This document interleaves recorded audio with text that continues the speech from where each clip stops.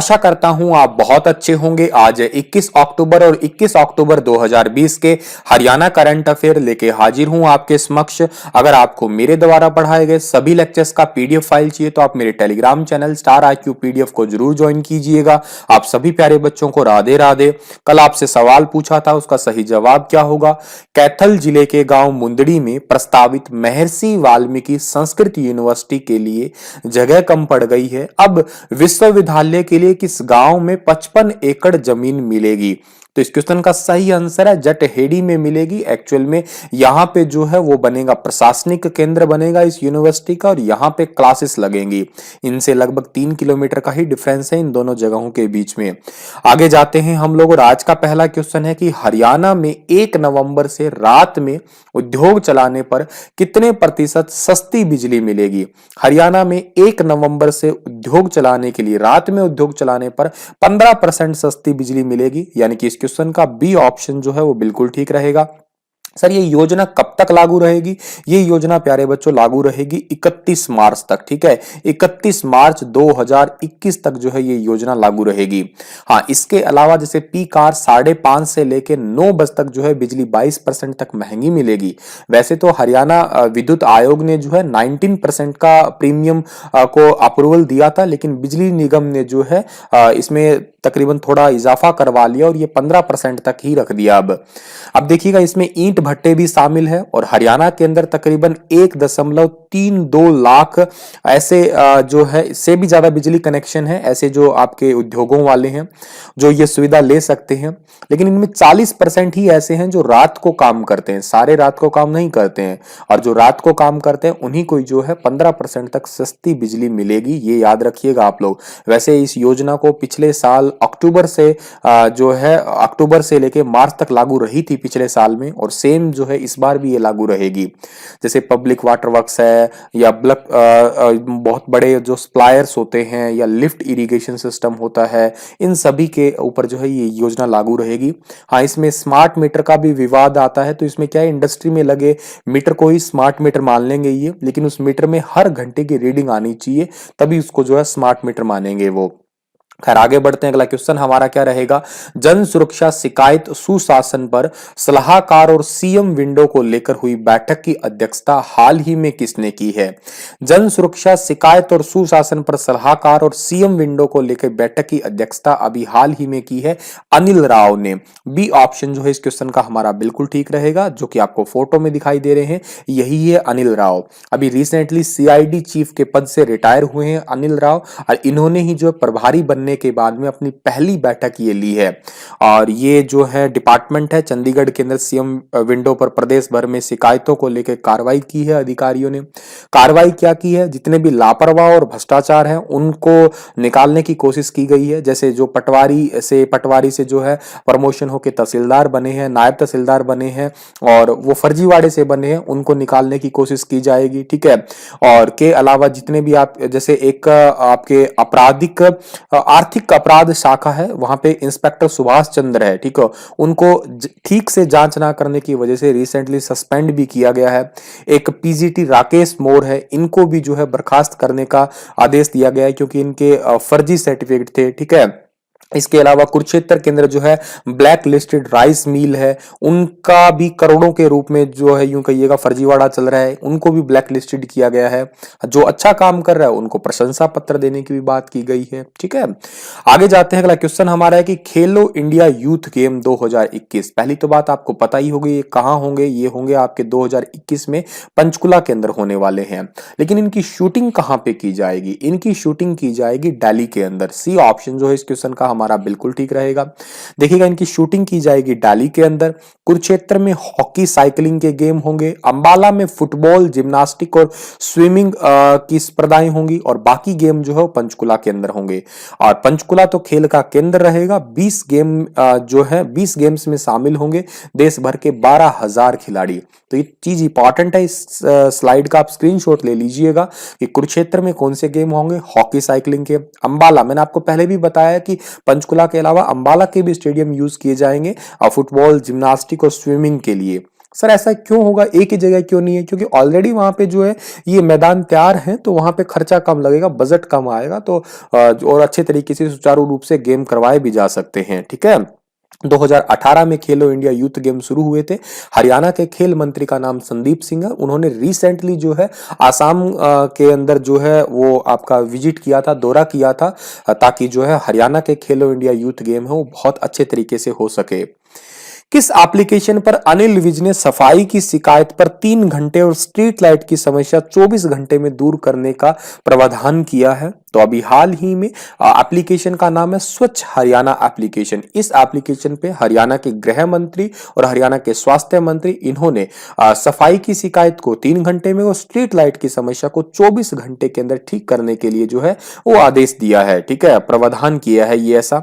ये एप्लीकेशन काम कैसे करेगी? देखिएगा, ऐप को प्ले स्टोर से इंस्टॉल करना है। इसके बाद में गार्बेज कलेक्शन, स्ट्रीट लाइट्स और रोड स्वीपिंग, नाला क्लिनिक, पब्लिक टॉयलेट के ऑप्शन होंगे। इसमें जैसा भी आपका कोई ऑप्शन चूज करना, जैसे गार्बेज कलेक्शन में ओपन एरिया में गार्बेज उठाना, जैसे खुले एरिया में कोई कचरा पड़ा हो, डोर टू डोर गार्बेज उठाना, डस्टबिन या खुले में कचरे के पॉइंट से गार्बेज उठाने की शिकायत दर्ज होती है। इससे समस्या संबंधी फोटो लोकेशन सहित होगी। ठीक है, फोटो खींच दो, जगह का नाम बता दो और वहां पे क्या है सीधे नोडल अधिकारी की टीम पहुंचेगी और 3 घंटे के अंदर अंदर जो है वहां पे सफाई वगैरह हो जाएगी। स्ट्रीट लाइट का अगर होता है तो निगम का कोई ऑप्शन होगा, वहां पे स्ट्रीट लाइट की फोटो अपलोड कर दो, 24 घंटे के अंदर ही वो हल हो जाएगी। ठीक है।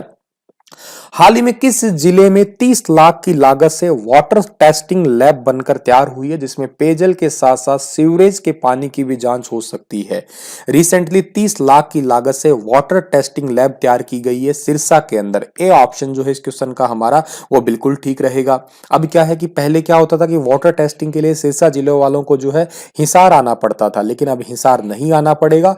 30 लाख रुपए की लागत से जो है इसे सिरसा में ही तैयार कर दिया गया है। और शहरवासियों को जो है एसटीपी का मतलब क्या होता है? Sewage treatment plant. इसका फुल फॉर्म कई बार पूछ लिया जाता है। ठीक है। इसके अलावा डबवाली और एलनाबाद में भी 30-30 लाख रुपए की लागत से 2 लैब और भी तैयार होगी, जो आने वाले 6 महीने के अंदर तैयार हो जाएगी। ठीक है। देखो, जन स्वास्थ्य विभाग जो होता है इनकी तरफ से टाइम टाइम पे शहर वालों के लिए पानी की जो सप्लाई होती है उस सप्लाई वाले पानी को चेक किया जाता है और के अलावा उसको इसमें यह चेक किया जाता है कि पानी की गुणवत्ता ठीक तो है ना, पीने लायक है तो ना।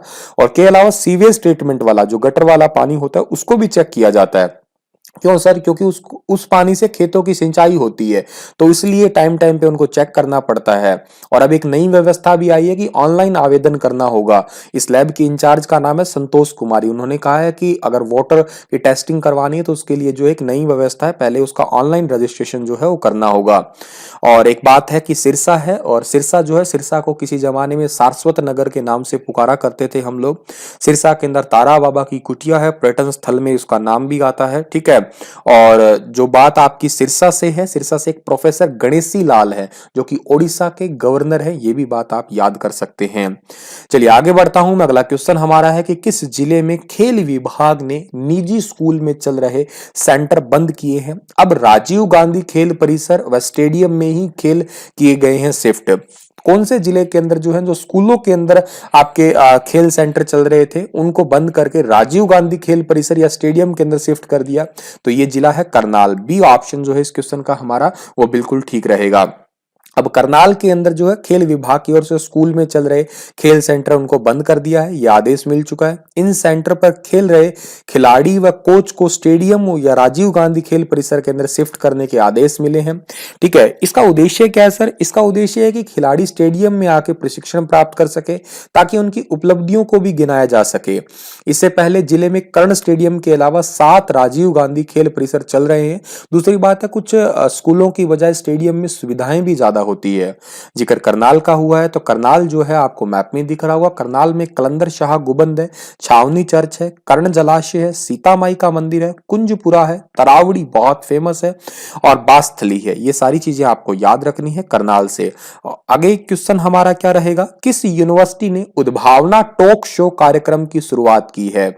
अभी हाल ही में जीजेयू यूनिवर्सिटी ने, गुरु Jambheshwar university of science and technology ने उद्भावना टॉक शो कार्यक्रम की शुरुआत की है। बी ऑप्शन जो है इस क्वेश्चन का हमारा वो बिल्कुल ठीक रहेगा। और इस जीजेयू यूनिवर्सिटी के प्लेसमेंट सेल ने जो है ये उद्भावना टॉक शो कार्यक्रम की शुरुआत की है। इस कार्यक्रम के अंतर्गत विद्यार्थियों को उनके सब्जेक्ट के जितने भी आपके स्पेशलिस्ट होते हैं उनके साथ में ऑनलाइन बातचीत करनी होती है, जिसके अंदर जो है लाइफ स्किल कोच है, सोशल एंटरप्रेन्योर है, ठीक है, वैल्यू ट्रांसफॉर्मर है, ठीक है, ये सारे संस्थान है। और चंडीगढ़ की सीईओ मंजुला सुलेरिया ने विद्यार्थियों को जो है एक अंडरस्टैंडिंग के अबाउट जो है या सब्जेक्ट के बारे में जो है जानकारी दी है। ये एक रेगुलर कंसेप्ट है ताकि स्टूडेंट्स को जो है उनको पता लग सके कि किस तरीके से जो है सब्जेक्ट्स के बारे में पता जो है जानकारी लेनी है या सब्जेक्ट्स को कैसे जो है टैकल करना है, आने वाले टाइम में अपने सब्जेक्ट से रिलेटेड किस फील्ड में जॉब लेनी है। ऐसे ही मंथन किया गया है इस उद्भावना टॉक शो के अंदर।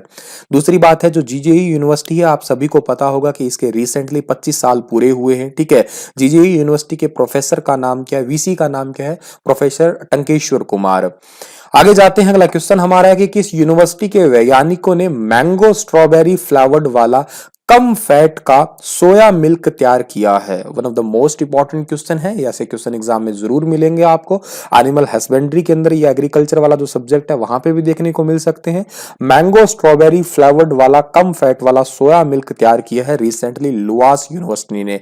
लाला Lajpat Rai veterinary and animal science university जो है इसने तैयार किया है ये वाला सोया जो है आपका मिल्क। अच्छा, ये उन लोगों के लिए खुशखबरी हो सकती है जो दूध की डेयरी से बनाया गया खोया मिल्क को पीने में थोड़ा हिचकते हैं।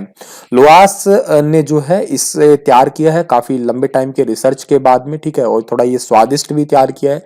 इसमें मैंगो और स्ट्रॉबेरी का फ्लेवर डाल दिया गया है। इसकी खासियत यह है कि इसमें फैट तो नाम मात्र का ही है, इसमें जो आपके न्यूट्रिशंस हैं वो बहुत ज्यादा है और इसमें कार्बोहाइड्रेट्स भी इतने ज्यादा नहीं है, ठीक है।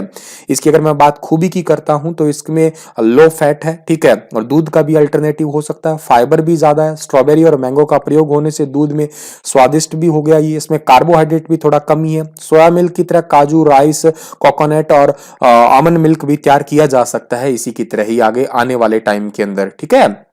तो इतनी बातें आपको याद रखनी है। और लाला लाजपत राय वेटनरी यूनिवर्सिटी कहाँ पे है, ये हिसार के अंदर है और प्रोफेसर गुरदयाल सिंह जो है यहाँ के इनकी देखरेख करते हैं या वीसी हैं आपके।